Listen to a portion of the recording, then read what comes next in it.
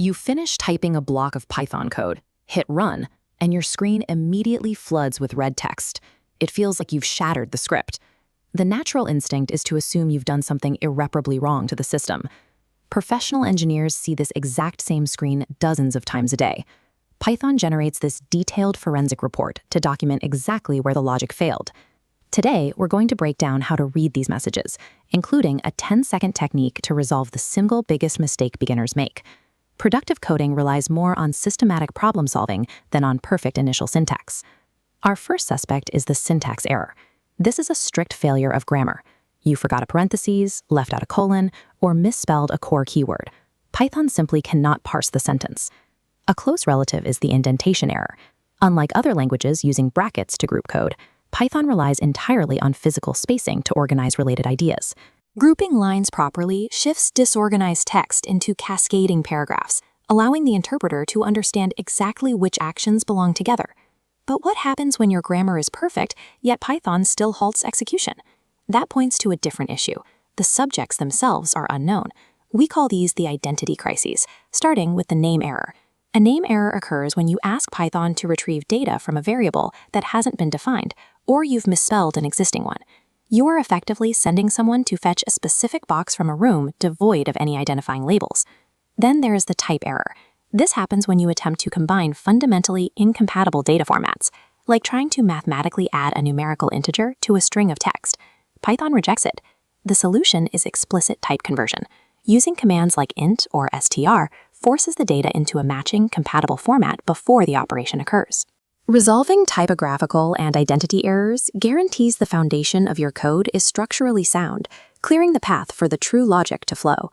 Once the variables are secure, the investigation moves to data structures, the arrays and dictionaries storing your information. An index error triggers when you request a sequence number that exceeds the available data. If your list only holds 3 items, reaching into slot 5 causes an immediate crash. Similarly, a key error strikes when you search a dictionary for a specific text label that simply hasn't been logged in the system. The .get method provides a more stable way to query dictionaries. It allows you to request data with a fallback option.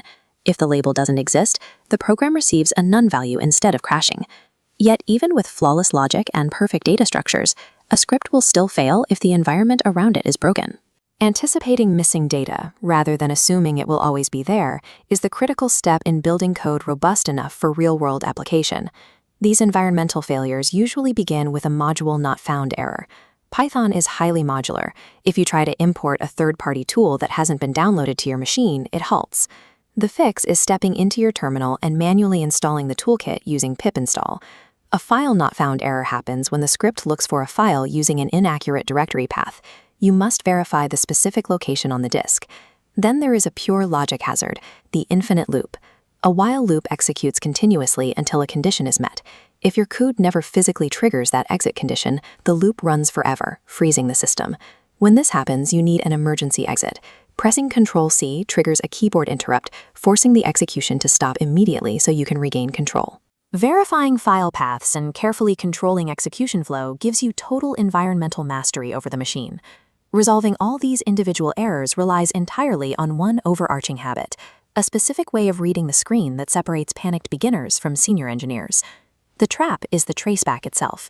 When an error occurs, beginners try to read the massive wall of text from top to bottom, quickly becoming overwhelmed by system noise and internal library files they didn't even write. A standard failure looks like this. It traces the exact chain of events leading to the crash. A professional skips the middle. They scan directly to the final lines, looking for their own script file and the single error description at the very bottom. That bottom line contains the exact identity of the issue.